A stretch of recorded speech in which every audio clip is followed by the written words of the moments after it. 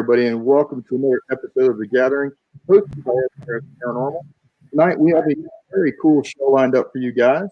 Normally, we talk about the paranormal, and we talk about the paranormal locations that we've been to. We have people on that are paranormal experts. But tonight, we got a special treat. We have a cryptozoology person with us, somebody that is into Sasquatch, Bigfoot, and his name is Charlie Raymound. You've probably seen him on a few of the television shows that have covered cryptozoology and Bigfoot. We actually met Charlie at Mid-South Paranormal. This was about a year and a half ago or so. He was at the booth next to us. So it's really great to get to talk to him again and have Charlie on tonight. So first off, Charlie, thank you very much for taking time out tonight to sit and talk with us about Bigfoot. So Charlie, tell everybody who you are, what your background is, and how you got into this. Okay. First, thanks. I appreciate you guys having me on. I love to talk about Bigfoot. As anybody who has met me, can't get me to shut up about it. I started in it seriously about 32 years ago, documenting reports in Kentucky. So for over 3 decades, I've talked to eyewitnesses, collected evidence. I've got a huge database on my website, KentuckyBigfoot.com. You could read all the reports. And actually, people ask me all the time, have you seen one? Really, I've seen them, but at a distance. I haven't seen one up close yet. I'm afraid if I do see one up close, I might not do this again. And people know this about me. I'm kind of a big chicken because I've been close many times, and every time they get close, I kind of cower away. And I know people laugh about that. Why don't you go towards it? Why don't you get a better picture of it? If you know how big these things are, an average Bigfoot, it's 8 foot tall, is about a half a ton, is about 1,000 pounds. That's what it's estimated at. That's huge. Yes, that's a big creature. Yeah. Most of them are not aggressive. I wouldn't say aggressive. Sometimes they are aggressive, but they kind of bluff charge you and get you to leave nicely, usually. They typically don't hurt people. I've got so many reports in Kentucky of close encounters. I'm talking within 20 feet, face to face, and the Bigfoot never hurts the person. Wow. Looking in car windows, right in the car window in a parked car, and never hurting that person. So I do believe these creatures pretty much want to be left alone. The problem with it is, and I get the question all the time, how are you going to protect them? Or why do you even need to protect them? They're doing just fine on their own, right? We have to protect their habitat. We're decimating our forests. Absolutely. Sprawl, logging, etc. Pretty soon they won't have a habitat to live in, and they won't be able to reproduce, and they'll go extinct. So that's the main reason I want to prove their existence, is to protect their land, which is a daunting task. But then maybe protect them as well. So I guess my first question, real quick, that I have that comes to mind is, part of, for us as paranormal researchers, we spend a lot of time looking at different cultures, looking at different things, and what we find is, and I'm going to have to reference it back to our world because it's the only way I know how to do this.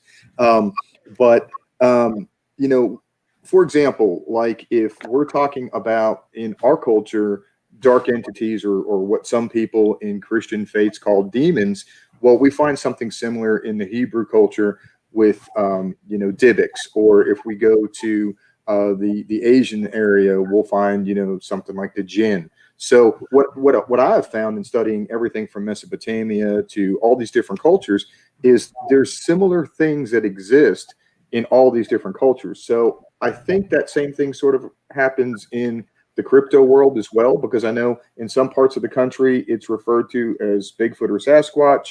In other parts of the world, it's got different names. Do you think it's all the same subspecies of creature, or do you think they're different creatures? And again, I apologize if that's a strange question, but I don't know how else to put it in context. No, I believe they're all similar creatures. They're all yet to be discovered, or I'm sorry, they're discovered, but not officially. They're not officially classified. Right. They're hominids. Okay, they're a type of almost like a human, very close to human, like we are. But at some point they had branched off. There's theories out there that it's a descendant of Gigantopithecus, which is a 10-foot tall ape that lived 100,000 years ago in Asia, came across the Bering Strait land bridge to North America, and spread out, reproduced like we have, like humans have. So it would evolve and adapt to the climate that it's in. Therefore, you have slight changes, right? Through evolution. Yeah, exactly. And that's why they look a little bit different in certain areas. Like the Pacific Northwest, they're a little larger. You know, there was reports 10 foot, 12 foot. Kentucky closer to 7, 8 foot, because there's more land in the Pacific Northwest, a larger food source.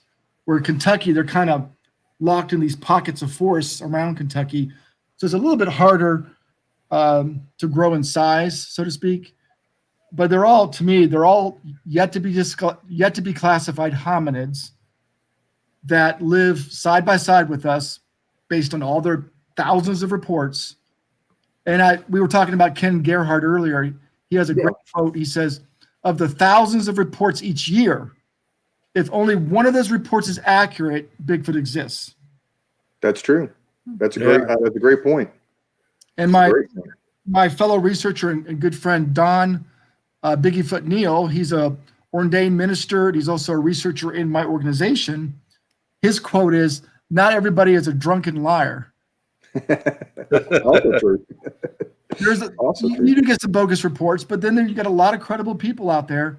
We've interviewed park rangers, law enforcement, housewives, children who have no motive to lie. Absolutely, yeah. And some of them don't even want their name posted. Please don't put my name out there. I'll get ridiculed. Yeah. They want to share their story because they want somebody to listen. And there's so many times when I take a phone call and you can tell by their excitement, and then afterwards they thank me over and over again. Thank you for listening. Nobody else believes me.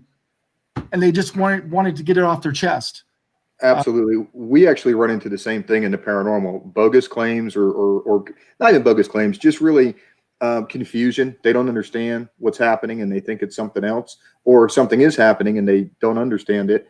And the same thing, that they're afraid of that stigmatism of, well, I don't want people to think I'm crazy or a weirdo because, so I imagine that is the same in anything that's out of the ordinary, whether it's ufology, cryptozoology, paranormal research.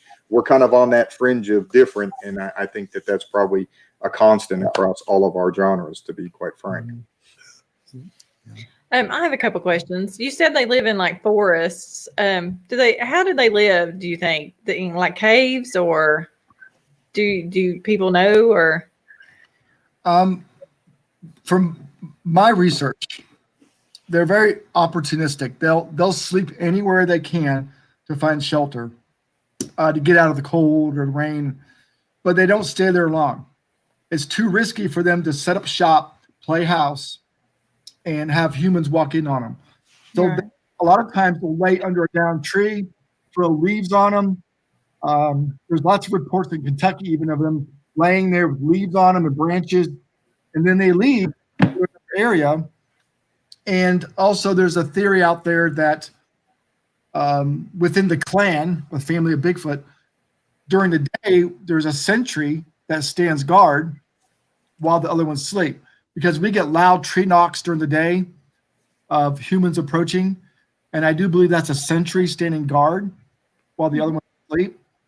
Because a lot of people say, oh, they're just nocturnal. No, they're awake during the day too. We get sightings all, throughout the day.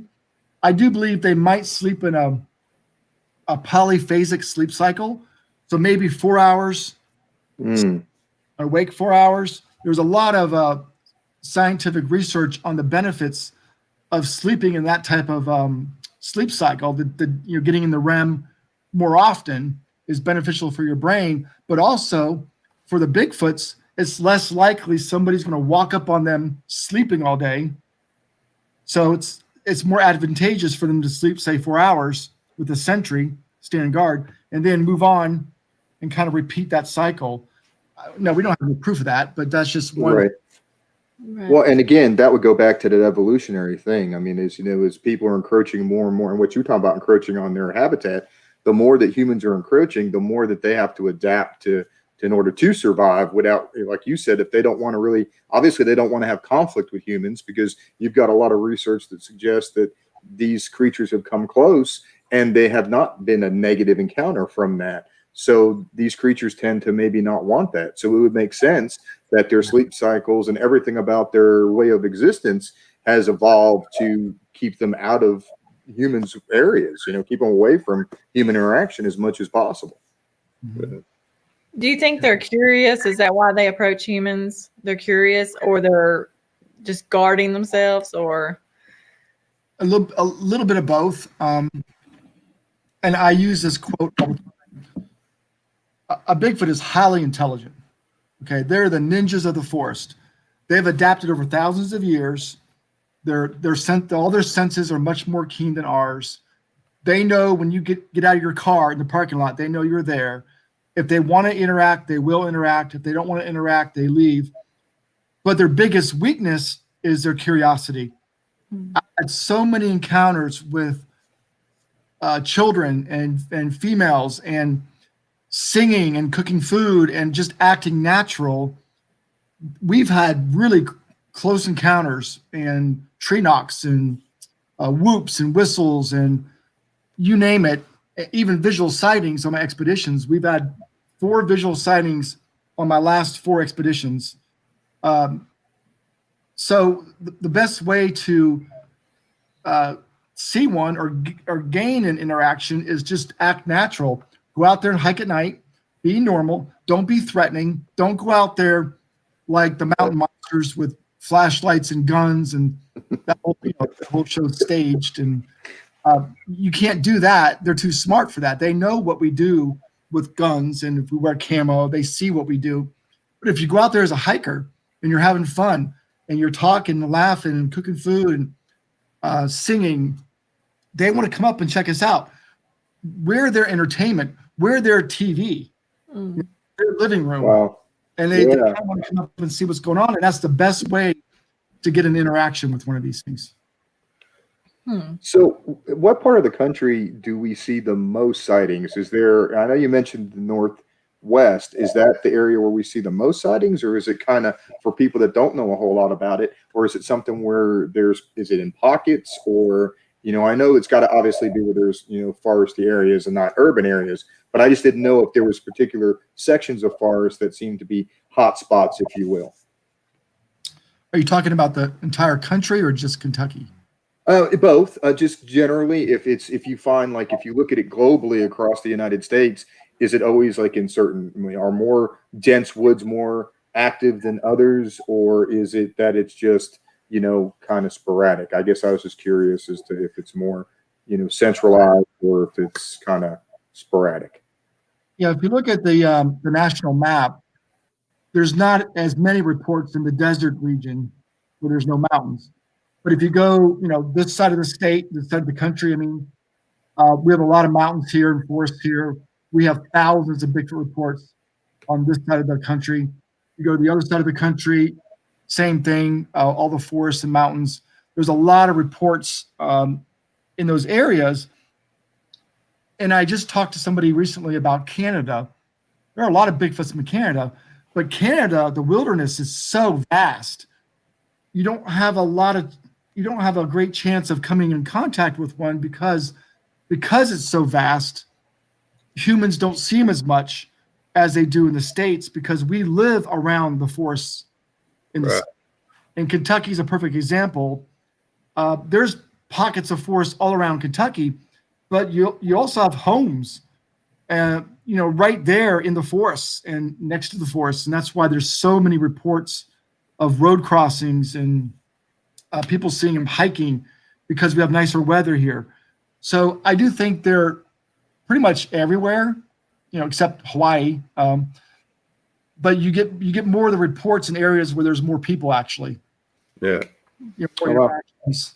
We got a question from Diane Gonzalez. She says, is there, and I'm sorry if I butchered your name, I'm trying to read a tiny screen here. Is there a particular kind of music or type of singing that you have found they prefer or that draws them in more? Yeah, actually, some softer the music, the better. Obviously, they're not going to listen to what I listen to. I like hard rock, They're not going to listen to some AC/DC, right? No, they won't get into that. But if you get into some old gospel singing, some bluegrass music, anything slower, melodic, even if you play some Native American drums and flute, that seems to work. So the softer the music, the better, actually, is what we found. So do you think it's maybe the rhythmic nature more so than the sound, or is it, because I mean, when you think about Native American drums, there's a very ritualistic, soothing sort of rhythm to that. And gospel music is sort of the same thing. It's a certain cadence. Is that maybe more what you think as a researcher that they're attracted to? Probably. The rhythm, the cadence, the vocals, it's much more soothing to them, so to speak. I mean, if you play rap or rock, or obviously it's there hasn't been much luck with that. Yeah, they're not whipping around on four-wheelers or banging out in the gym. So no. I get that for sure. Heather Wolfenbarger, hope I got that one right. Asked about how about food offerings? Well, they're omnivorous. They eat anything from plants to deer in Kentucky, especially deer. But they've got to consume a lot of calories. So we get reports of them down by the water collecting mussels by the water. Wow. Eating berries. We have a lot of berries in Kentucky, blackberries. We also have pears and persimmon.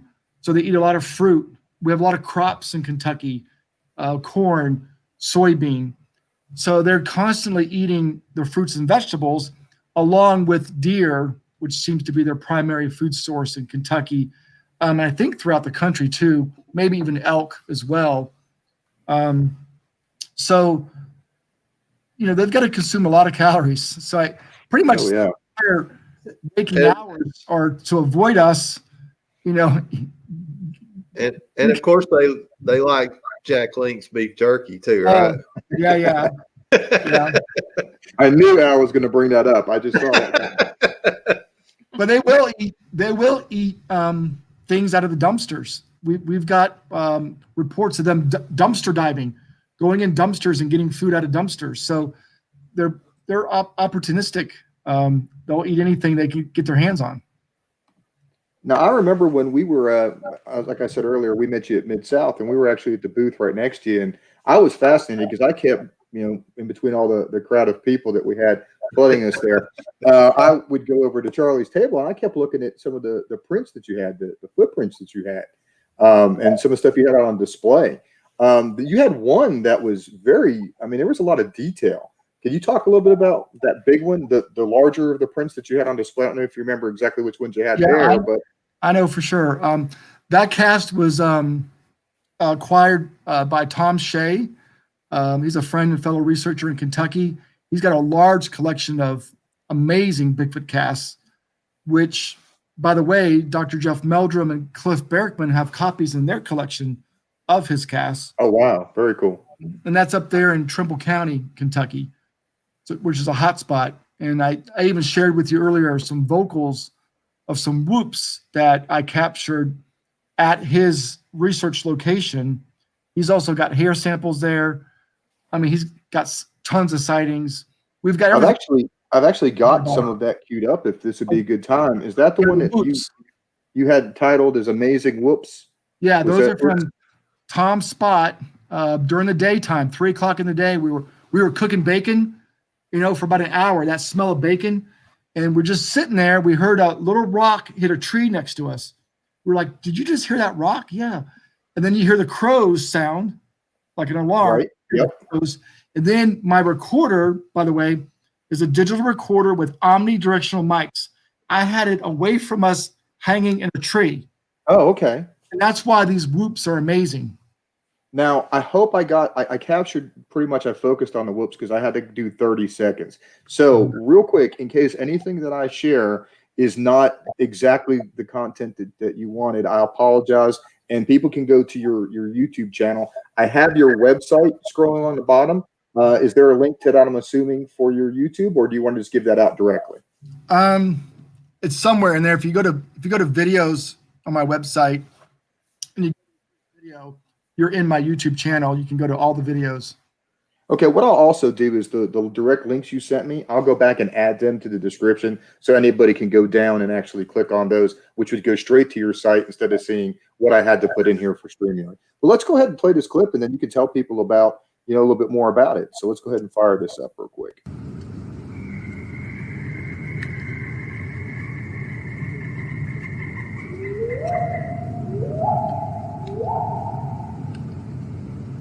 That's good.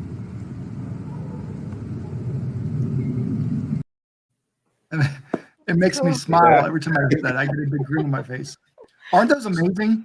Absolutely. And I hope that was the meat and potatoes of what the clip was about. I tried to focus on what I thought was the coolest part, but yeah, I researched it. There are no other native animals in Kentucky, owls or anything else, that make those sounds. Huh. And those sounds are recorded in other parts of the country too, those whoops as well, which we think are Bigfoot whoops. So how far away did you have the mic from where you guys were? Because I'm sure people that are watching are probably curious about how close that might have been to you guys. How far would you say that would have been to where you guys were? We were sitting by a fire. Like I said, we were cooking bacon because, who doesn't love the smell of bacon? For about an hour, we were cooking it. And then we heard that little rock hit the tree. We're like, did you hear that rock? We never saw the rock. We just heard it come through and hit the tree. Like, wow, that's pretty cool. And then those whoops went off. The recorder was about maybe 20 yards. It wasn't it was fairly close to us, up in a tree. I took it and I hung it in a tree. But so it was safe to say he was within probably 40 yards, 50 yards from where you guys were. Yeah, he was pretty close. Yeah, he was very close. Those whoops are clear. That's awesome. So you mentioned the rock throwing, and again, forgive my ignorance here, but is that something that is usually an indicator? Do they often throw things at people that are nearby? Okay. It's quite common, very common. Usually it's to get you out of the area.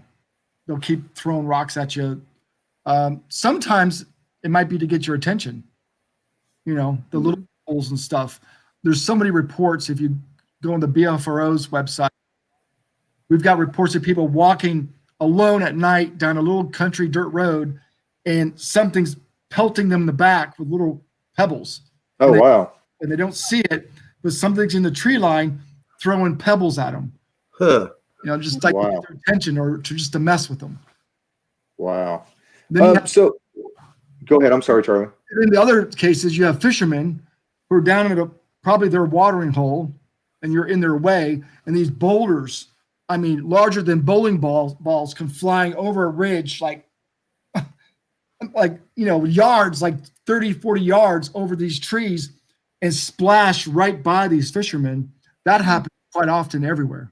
Huh. Yeah, and see, and the first thing that comes to mind for me with that is large things that large. One, even if somebody is strong enough to pick it up, they're not throwing it that kind of distance with that kind of force. So that right there indicates the strength of these creatures, which is really, from the little bit of stuff that I've seen, is pretty phenomenal. So when you guys get a report of a Bigfoot sighting, what is your process? What do you guys go out and do?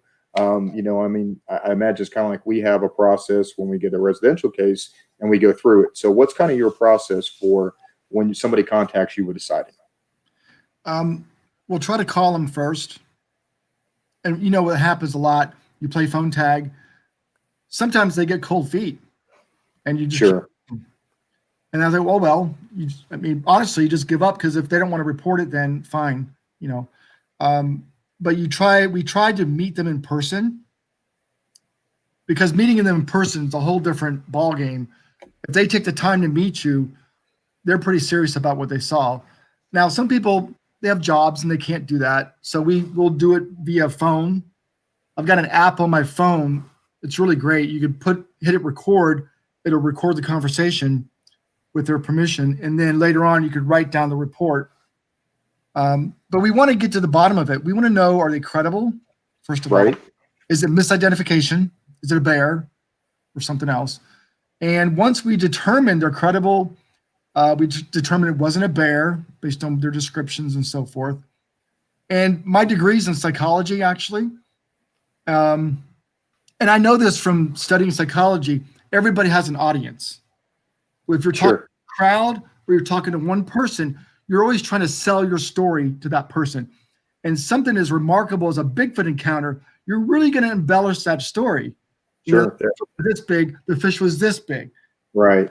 You tend to exaggerate. That doesn't mean they're lying. You just got to get to the bottom of it. You got to get to the facts of it. And that's why we meet them, try to determine the actual size and height and all that good stuff. But we never lead the witness. Sure. Open-ended questions. What did you see? Let them fill in the details. So we try not to lead the witnesses. And sometimes people laugh. That's normal. Some people think, oh, they're laughing. That means they're lying. No, they're laughing because it's such a remarkable experience. They almost don't believe what they're actually saying. It's almost unbelievable to them. Yeah, we see the same laughter thing. Doesn't discourage us either. You gotta feel the person out. We do get some bogus reports, but they're not many. Not many people take the time to hoax us for a reason. It takes too much time to do all that.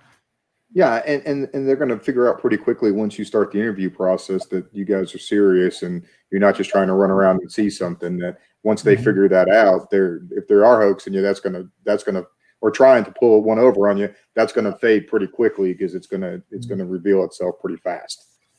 Yeah. So how many sightings do you guys see in Kentucky? I mean, how frequent are people seeing these creatures? We get reports year round. They don't hibernate. Okay. We get more reports in the spring, summer, and fall, only because people are out in the woods. That makes sense. They're active in the wintertime. They got to eat. Okay. So you just don't get as many reports in the wintertime. Because we're in our caves hiding from the winter. So yeah. Yeah. So they're active year round. On average, it depends on the month. Like I said, if it's spring, summer, fall, we can get a handful, like half a dozen in 1 month. Wintertime, it slows down some. But then because of social media, the beauty of that is people will see things on Facebook and Instagram and whatever, YouTube, and then they'll call us with their sighting that happened years ago. We get a lot of old reports that people just now are coming forward because it's more accepted now with the TV and the very credible scientists out there that believe in these things and research them. So more people are coming forward nowadays. So I've heard some there. I know there's wide theories, but I've also heard some people talk about a theory of maybe they're transdimensional creatures. What's your thoughts on that? That is a theory. I'm more open-minded now than I used to be. I was adamant before. No, there's no way. There's been some recent things that have happened that are unexplainable. However, I can still explain those with science. I can still tell you, based on adaptation, these things have physical abilities that aren't really supernatural. They're just adapting to their environment, like their hair. We're finding more and more their hair can refract light and bend light, or like a polar bear. We just talked about this the other day. Polar bears are translucent. They're clear, but it absorbs some of the light, refracts some of the other light, and makes them white. Gives that appearance, right? Yeah, and Bigfoots can do that. We've got reports of them. The witness is watching it in the sunlight, and it's blending in nicely with the surroundings. It moves into the shade. It almost gets darker, of course, but it changes the tone, the color of it. I've got a lot of reports of that, of them blending in nicely in their environment, and it could be properties of their hair, not that smoking, not that they turned invisible. They just blend in so nicely, and they're super fast, super intelligent. We blink our eyes, and just take a blink of the eye, and they drop down on all fours, drop down to their bellies, or they hide behind a tree. They're super fast. And what you're talking about, you see this in just about any species of wild creatures. I mean, adapting to the environment. Maybe the patterns on a moth is different in different parts of the world, so that they can blend into its environment. So it would make a lot of sense that the Bigfoot would have over time developed actual physical properties that help it to, for lack of better words, camouflage itself. So I'd never heard that before, but that makes perfect sense to me. That's pretty cool. Yeah, and they could have supernatural. They could be paranormal.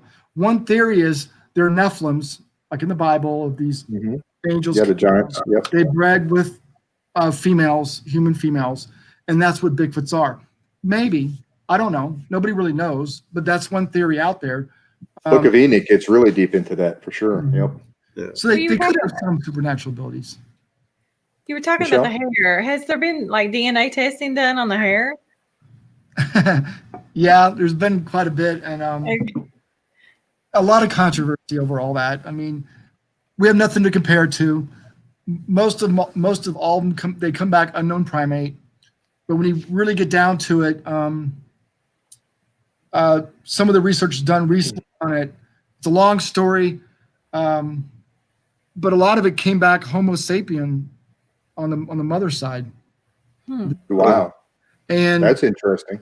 Yeah, and one of the theories is about 15,000 years ago, Homo sapien bred with some other hominid. We just discovered Neanderthals mated with Homo sapiens, right? We figured that out just recently. So we might have bred with some other hominids as well that we don't know about, which could be Bigfoot. And the reason why I say they're closely related to people, okay? If this was a gorilla, we would have it in a jail by now. I'm not jail. Well, a zoo is kind of a jail. I mean, you're kind of right. Yeah, there is I meant to say a zoo. Yeah. But these things are highly intelligent. Every eyewitness that I've talked to that had a close encounter, they have a wide hooded nose. Not a gorilla nose, a wide hooded nose, very human-like, even though they have the brow, the thin lips, the big inset eyes, wide, but still very human-like in their descriptions of these close encounters. And that's why I think they're closely related to us. Maybe instead of Gigano. You sent me one picture. I'm going to put it up here. It's actually, I guess it's like a painting or a drawing style, but there's two particular squatches in that photo. Would that be something good that will kind of show what you're talking about there to some degree? Yeah, you could put that one. That one was taken in Anderson County in Kentucky. That was in 2012. Sam, who was a hunter, was in his blind up in a tree, and these things were only about 40 yards away from him. It was still daylight out. It was late in the day, and they crossed a field in front of them. The larger one was dark in color. The second one was a little bit shorter and a little lighter in color. And he said 3 times as they kind of glided, use that word glided, that term gliding, looked like they were gliding on skates. They're so smooth and agile. As they crossed the field 3 times, they twisted at the hip and looked back over their shoulder at something behind them. And I always laugh, like, what's chasing the Bigfoots, Yeah. So they have a naturally much bigger stride than a large male would have, right? So I've also seen, like on some of the shows I've seen, they talk about that glide, that just they have this really wide stride and they're almost light on their feet for such a big creature. Is that typical in descriptions when people describe what they see? Is that type of emotion? We hear that a lot. People say it looked like it was on skates. It was gliding. And that's due to the mid-tarsal break, their compliant gait. There's a lot of research on their bipedalism by Dr. Jeff Meldrum. You can look all that up. And that's part of why they move so smooth and agile and so quick. But what I love is we took a report down in southern Kentucky. I believe it was over by Ohio County. Don Neal would know exactly where it was. He took the report. This lady didn't have the internet. She didn't follow Bigfoot. She didn't believe in Bigfoot. And she would take this back road every day to the hospital where she worked.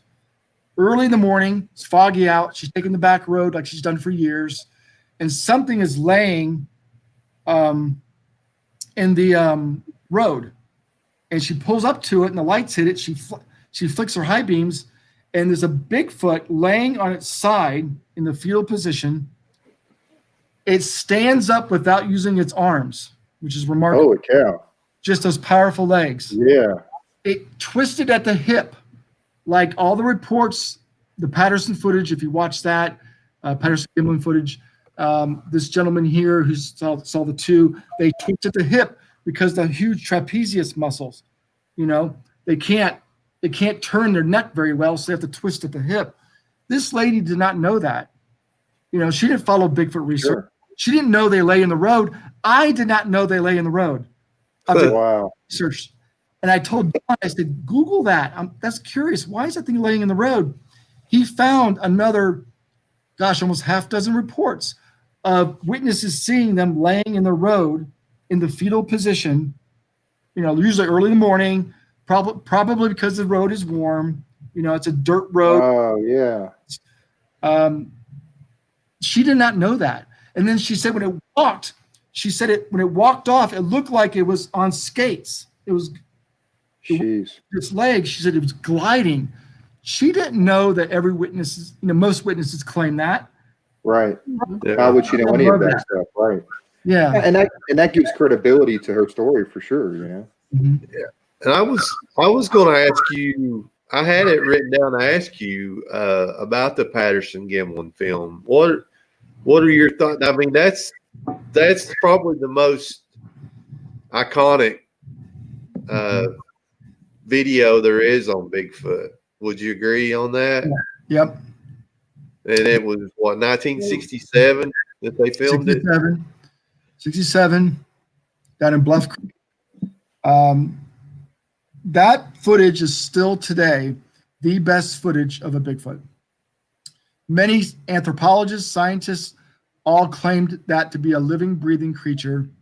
They've got tracks from it. They've analyzed that thing, the details, the muscles of it. In 67, we did not have a costume available to us that would show muscle contraction in it in 1967. We didn't have the technology to even do that back then.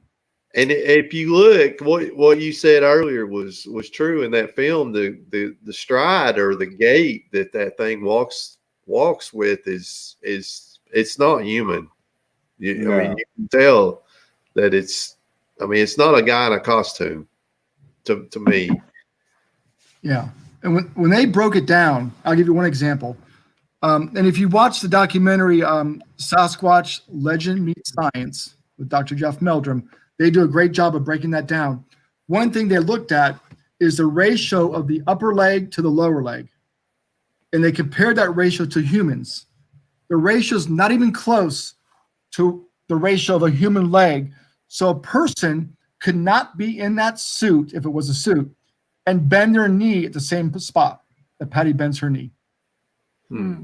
That's just one example of many that they deciphered. Where they've actually used science to prove that is, actually what it appears to be, or debunk some of the people attempting to detract from that footage. I guess this might be a better way to put that. There's what it is. There's hoaxers who want attention, and that was me. I was in the suit, right, just to get on TV or get on the radio, but they never produced a suit. Where's the suit at? No evidence to back up their 15 minutes of fame claim. Yep. No. Well, speaking of evidence, so have any bones been found? Because obviously they die eventually. So has anybody found any bones? Well, if you believe the theory that it's a descendant of Giganto, we do have fossils of Gigantopithecus, and so could be a descendant of that. If you Google giant skeletons, you're going to find thousands of newspaper articles across the country of these giant skeletons, human-like skeletons, 8 to 12 foot tall, double rows of teeth, huge, jaws, skulls much larger than a human. The problem is with all those skeletons, in the 20s, the Smithsonian stopped documenting those. Huh. Oh, wow. Where did all these skeletons go? You could find the newspaper articles that were So what happened to them? Yeah. and all the skeletons are gone now. So That's interesting. yeah, That some they just people believe it's a government cover-up. It could be.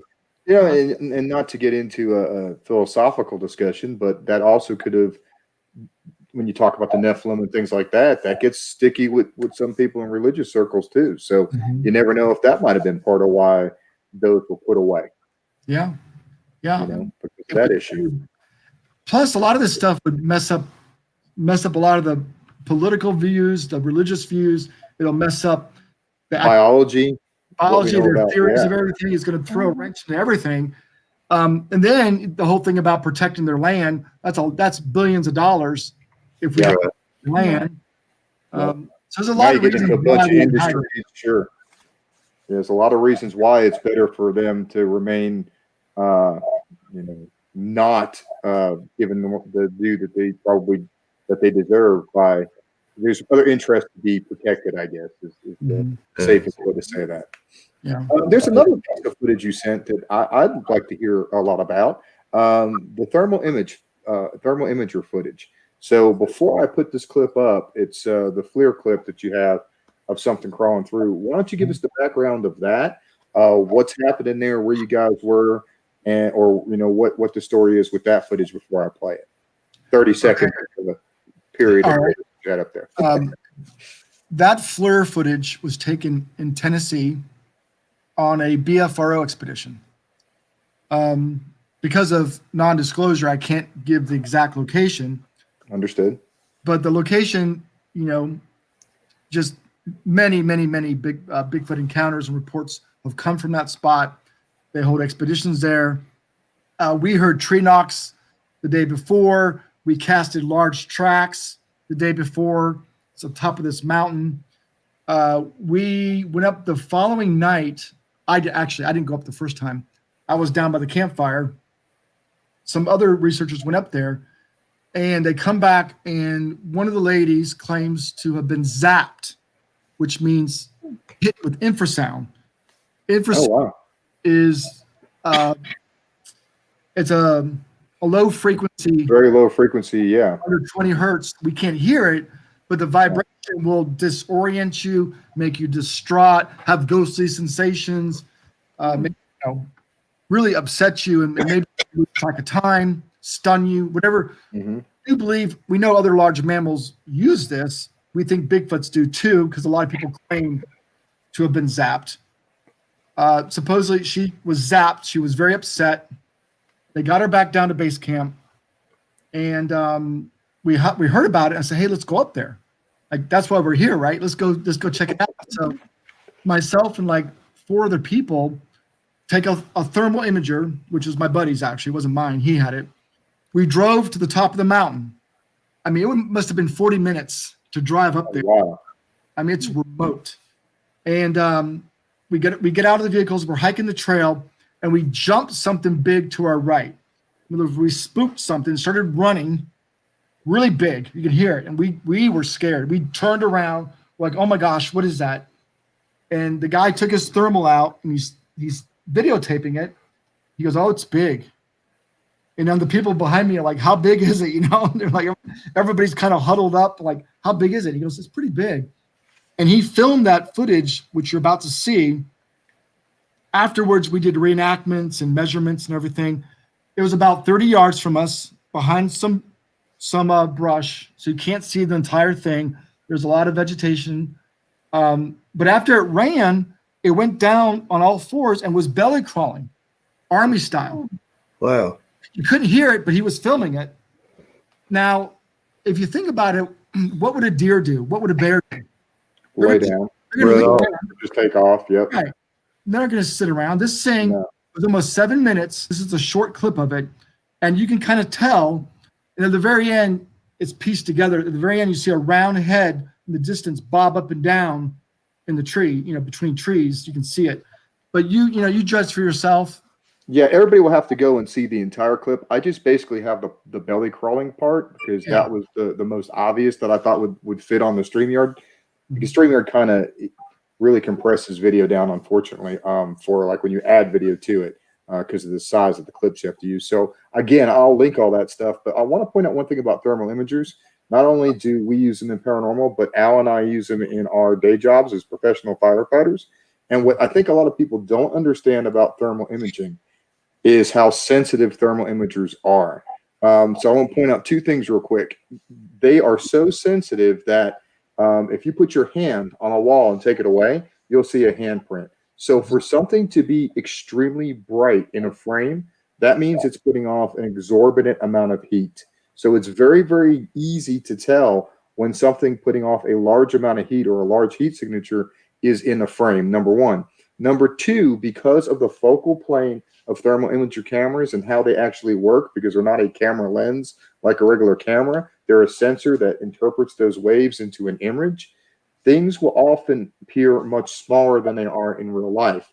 That's important because if a person is standing 10 yards away from you in a thermal imager, they're tiny. They don't look like a big creature. So the size of this thing on the footage tells me that from somebody that works with thermal imaging on a regular basis, this was huge, whatever is crawling through the brush. So I just wanted to point that out. I don't know if that's correct in what's leading into the footage, but a lot of people don't use thermal. They don't know about thermal. So it might help them understand that a little better.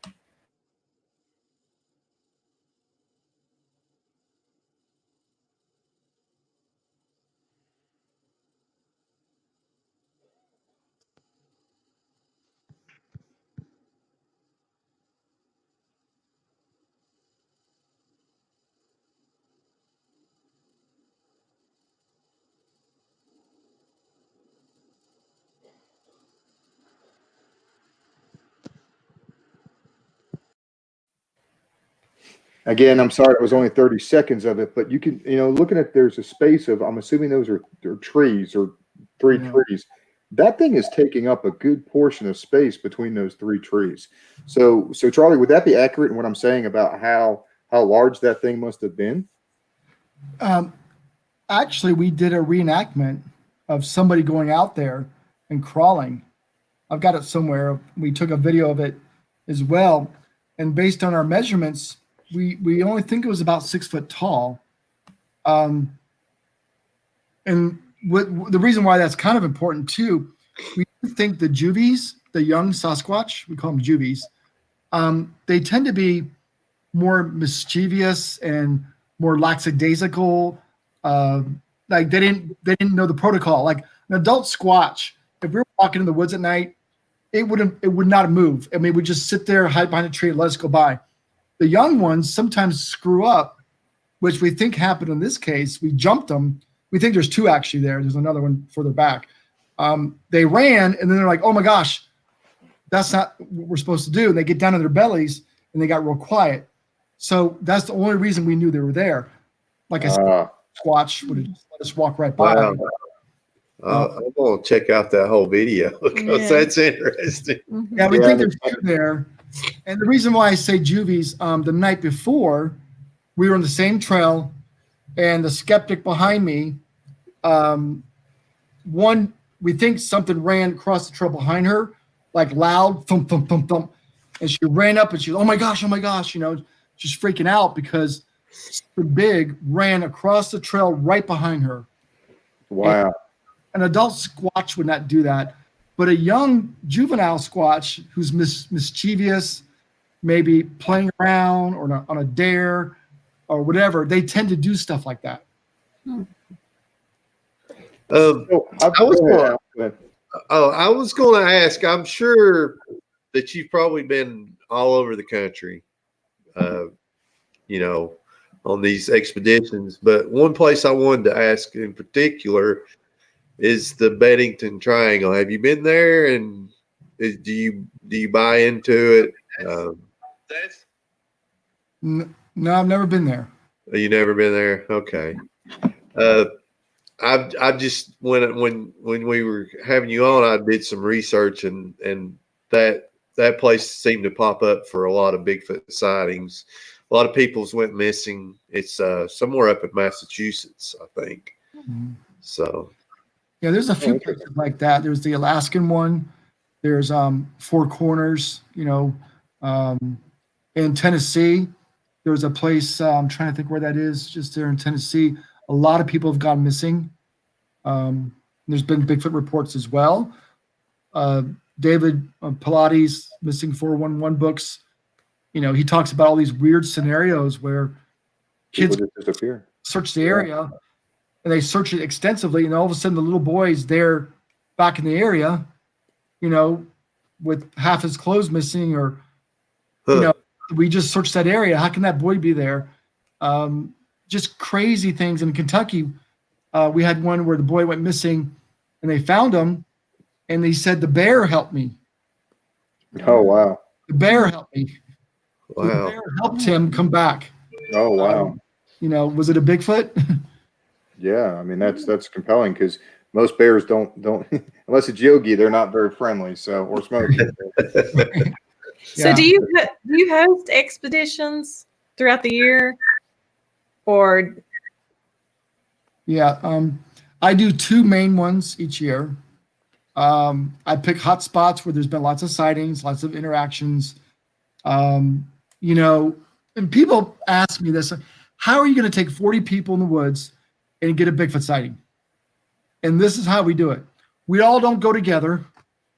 We break up in teams of, 4 teams of 10. We go to different locations. We spread out.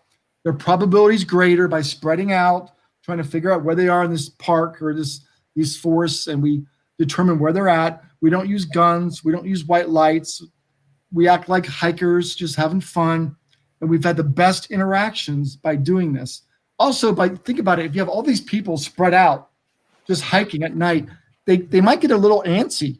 They might, what's going on? What are these people doing in my living room? Sure, yeah. Right now, I'm supposed to be hunting. So we get interactions, with a lot of people doing this. They're well organized. We do breakfasts, we do dinners, we do the whole campground. We rent it out, or the location. We secure the entire location.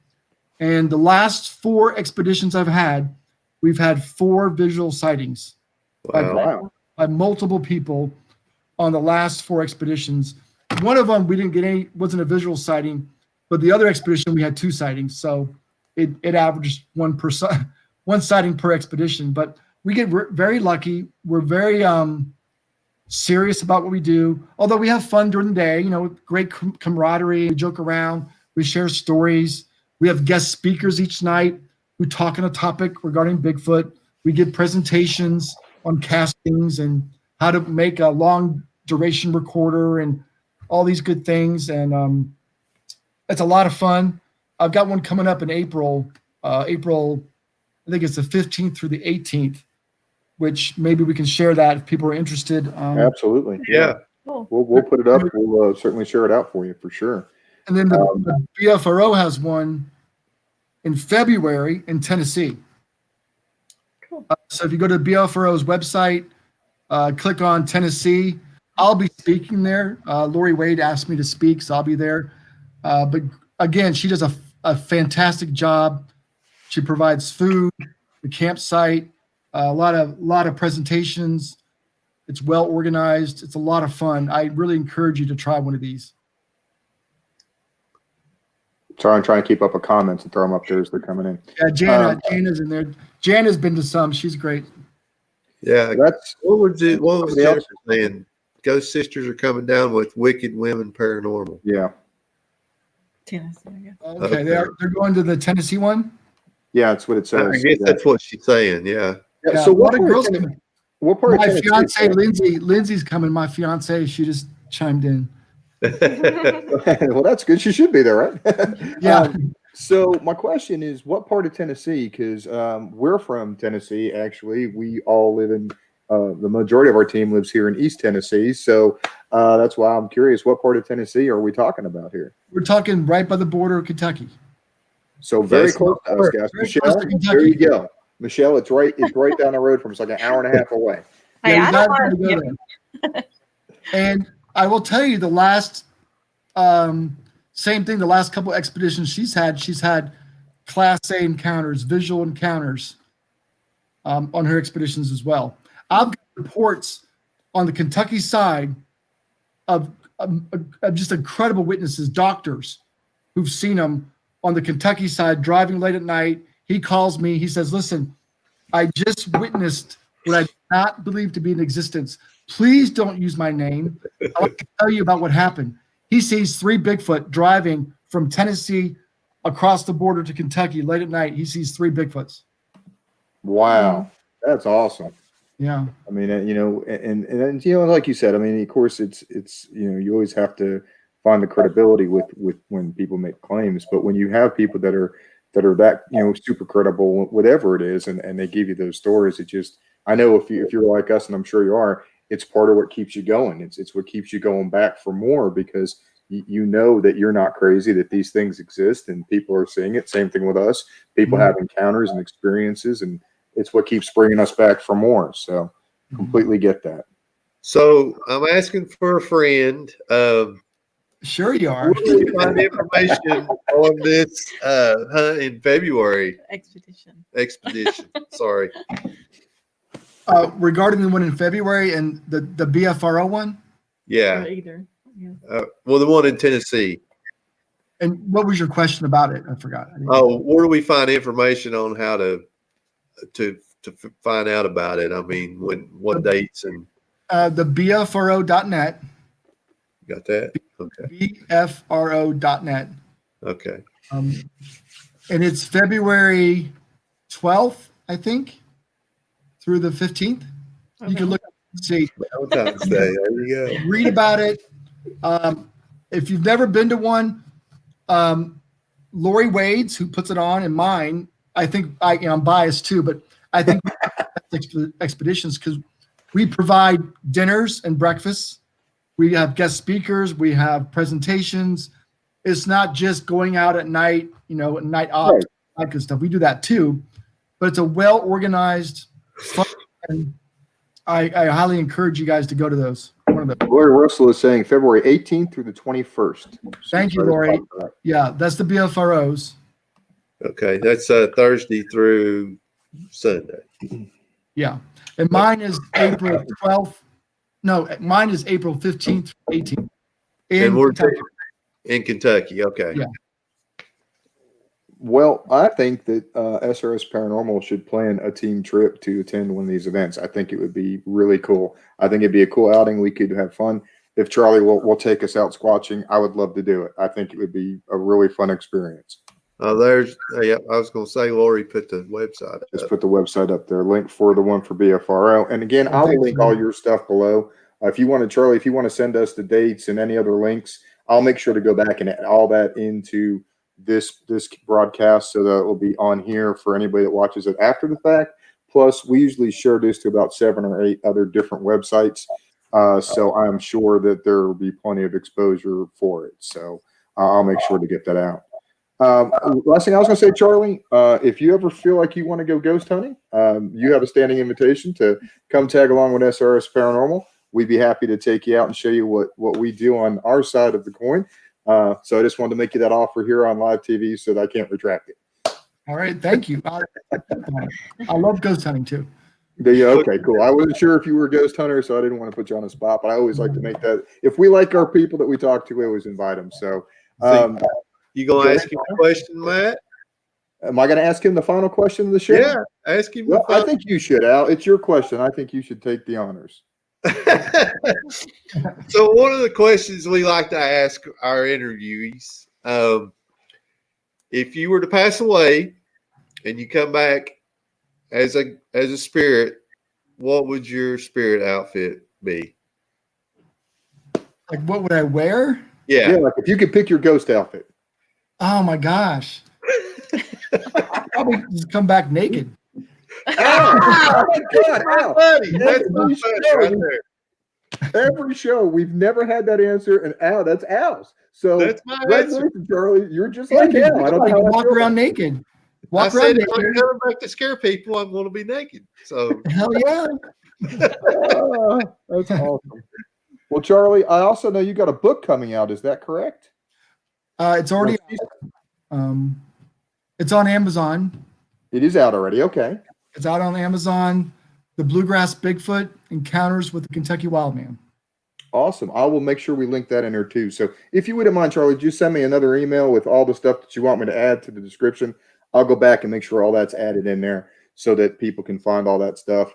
And also, I'm going to go ahead and put a link on our website to your Kentucky Bigfoot organization, research organization, a cross link. That way people can go from our site and keep up with what you're doing, because I think what you're doing is fascinating and just as much fun to talk to you tonight as it was to talk to you when we met you at Mid-South, despite how busy we were. But it was a great experience. Anyways, you guys got any last questions? We're a little over an hour. It doesn't really matter. It's our channel, so we can talk as long as we want. But you guys got anything else? Yeah. Do you have any other events coming up besides the expeditions? I've got a library presentation, Zoom presentation this month. I need to look at the dates, but it'll be on my Facebook page. Usually I do Crypticon, which is a big event here in Kentucky. I'm not sure when he's rescheduled that, but if you Google Crypticon Kentucky, Jeff Waldridge puts that on, and Lee.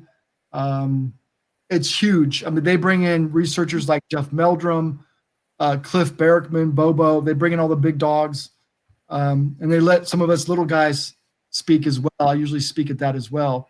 But Crypticon is a great venue to meet other researchers, learn about the evidence. So I encourage you to Google that and find out when that is. Cool. Fantastic. Charlie, it was a pleasure having you. I really enjoyed the show tonight. It's been great conversation.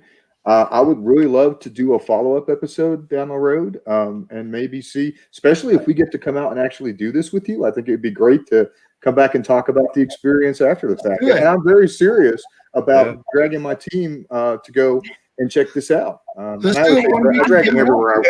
we know one person that wants to go. So Let's go. I tell you what, I'll put you on them. I got spots here in Kentucky. One weekend, let me know when you want to come down, and we'll go out one weekend and just film it, do like a live feed or whatever you want to do, and go squatching. I'll take you out. We'll do it. Great. But for sure, the team would love it. I know I would love it. So we will definitely be in touch. We will definitely do that. Once again, Charlie, thanks for being on. I hope you'll come back on with us again. Everybody else, we're going to get ready to call it a night, but thank you for tuning into The Gathering. We will be back next week. I'm not sure. We might have a change in guests for next week. We're still fine-tuning that. And then we have 2 more great shows coming up later on in the month. We have Ricky Helyard from Riverbend Paranormal, and then we have Daniel Kleiss from Ghost Finders and the Haunted Hinsdale Restoration Project, and some great shows lined up coming up. So we will be back on our regular schedule now that the holidays are over. Thank you, everybody, for tuning in, and make sure you show Charlie some love. Go check out his website, follow what he's doing on Facebook, and keep up with everything he has going on. Charlie, if you hang around, we'll say goodbye to you once we get off the air. Once again, thank you, everybody, for tuning into The Gathering.